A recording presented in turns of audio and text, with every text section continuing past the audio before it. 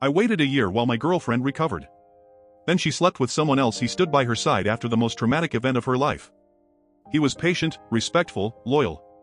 But after a year of waiting, the truth hit harder than he ever expected. Studio microphone part 1. I waited a year for my girlfriend to recover from the abuse. And she gave herself to someone else. We'd been together for 3 years. She wasn't just my girlfriend, she was my best friend, my partner, my everything. I'd been planning to propose sometime next year, when we'd both be a little more settled. But then, everything shattered.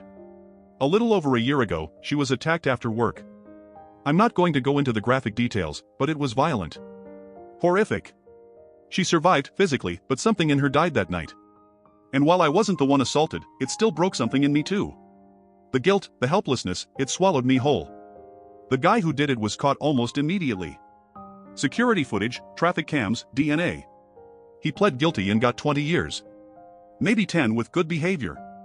So, yes, he's gone. Physically, at least. But the damage to her, to us, that stayed. In the days that followed, I didn't hear from her. Not even a text. Her parents picked her up from the hospital, and I was left completely in the dark. A week passed before her sister finally called me. She said my girlfriend wanted to talk but couldn't do it alone, so I was invited to their house. When I arrived, I was greeted at the door not with warmth, but with rules. Her mom, very calm, very cold, laid out exactly how I was allowed to behave: no physical contact, no questions she didn't want to answer, no talking unless spoken to first. I nodded. I wanted to respect boundaries. I understood this was traumatic. I was ready to do whatever she needed. She sat in a chair like a statue, her dad standing behind her, her sister beside her. It was surreal, like an intervention where I didn't know what I'd done. She didn't speak a word. Not even a glance. Her sister spoke for her, explaining she was grateful for my patience and needed time.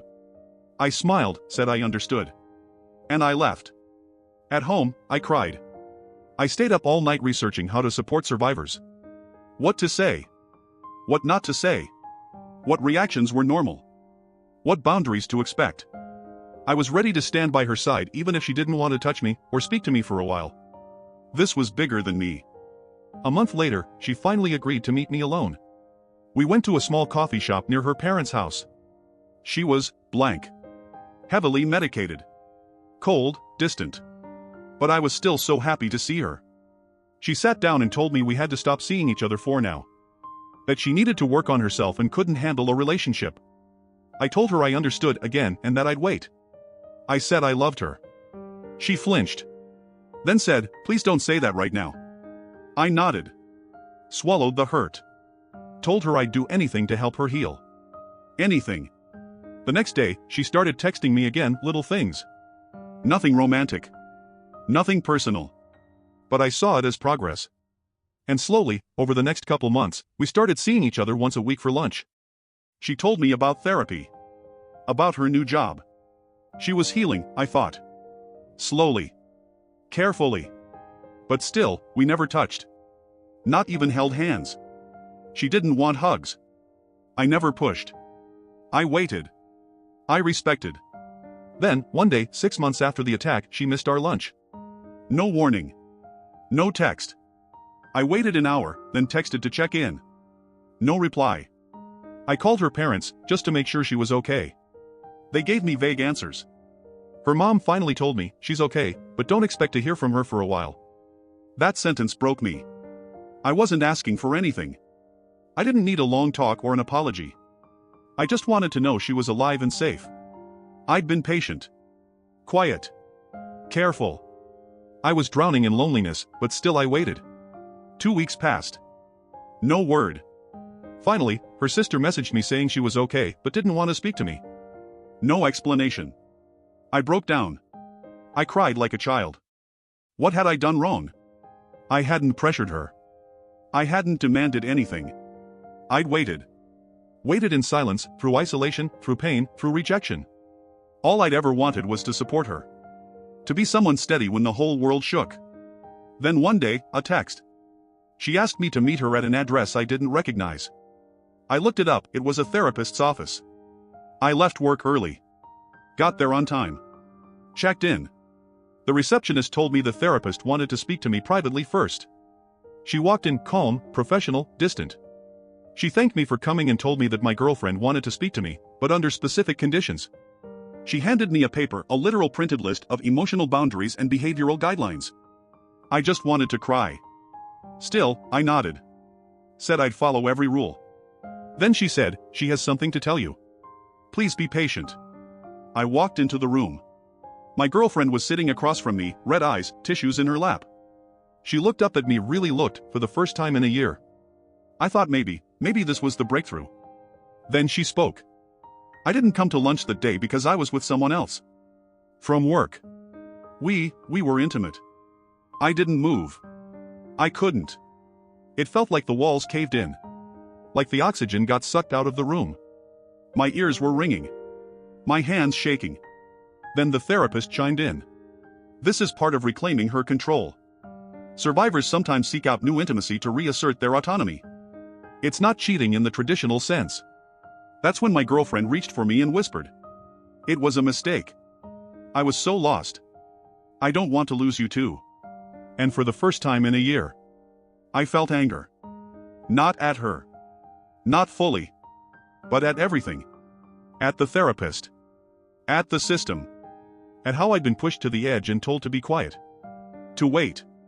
To never ask for anything. I had become a ghost in my own relationship. And now, after months of distance, after I had begged just to hold her hand, someone else had been allowed inside. I didn't scream. I didn't accuse. I just looked her in the eyes and said, "You haven't touched me in a year. Not even a hug. Yet you gave someone else everything." She cried. The therapist asked me to leave. I stood up. Walked out. And for the first time since the attack, I didn't feel like the bad guy. But I also didn't know who I was anymore. Studio microphone part 2, I forgave her cheating after the trauma. But a year later, I still couldn't even hold her hand. After that day in the therapist's office, everything changed. She texted me later that night, long messages, apologizing, begging me to understand. It was the worst mistake of my life. Please talk to me. And I did. Against my better judgment, I agreed to meet her again. We sat on a bench outside the same coffee shop we met at months earlier. She looked exhausted. Different. Like someone who had been through war, but still refused to let go of her uniform. I told her, calmly, that if she wanted even the chance of rebuilding what we had, she'd have to completely cut off the guy from work. She hesitated. "I can't, we still work together." I stared at her. "Then I can't do this."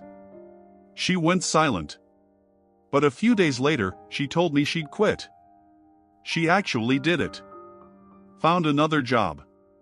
Said it was the least she could do to prove she was serious. And for a while, it felt like maybe, just maybe, we were finding our way back. We started having lunch again once a week. She opened up a bit more. We even laughed sometimes. I found myself almost forgetting how broken I felt. Almost. But there was still a wall between us. No touching. No closeness. Not even a casual brush of the hand. She would flinch if I reached for her. And it had now been over a year. I wasn't angry about that, not directly. I understood trauma. I understood recovery took time. But what I couldn't understand, what I still struggle with, is how someone who couldn't bear to let me touch her could give herself to someone else. One night, I told her I missed her. Missed us.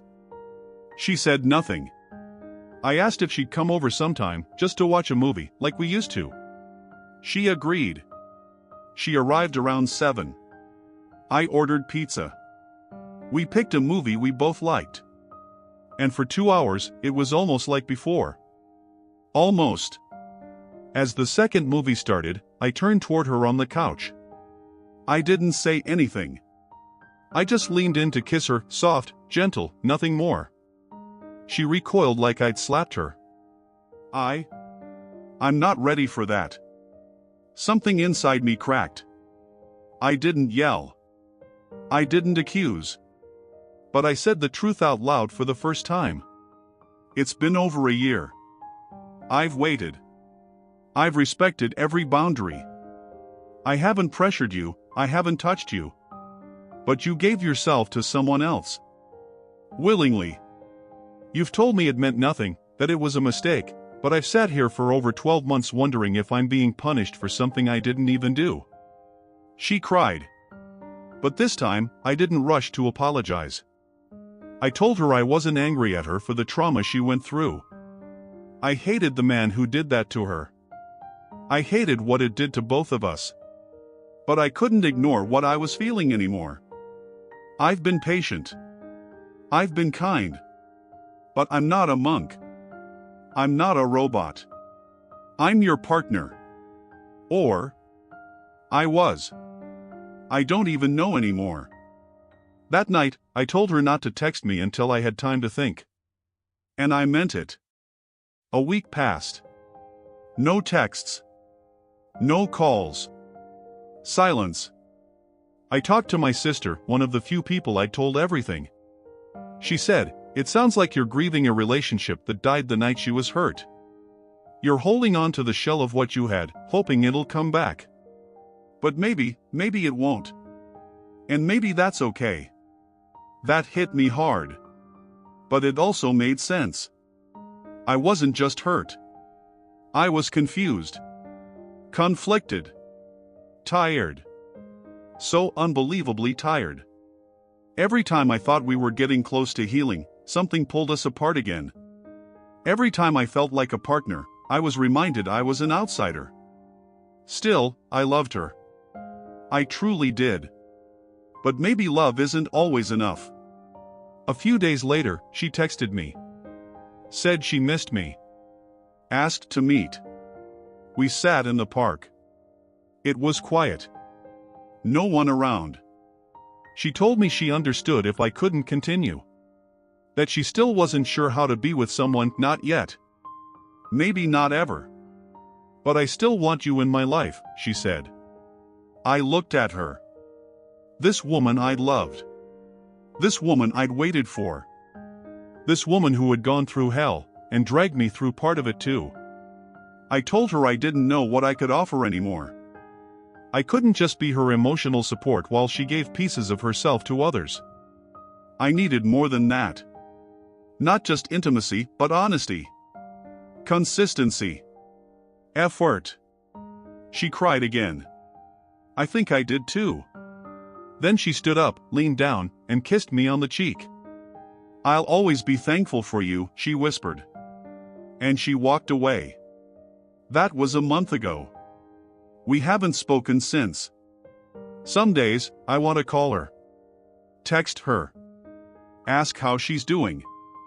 Other days, I remind myself of the ache, the feeling of being second place in a relationship I never agreed to compete in. I don't hate her. I just don't know if I ever really got her back. And maybe I never will.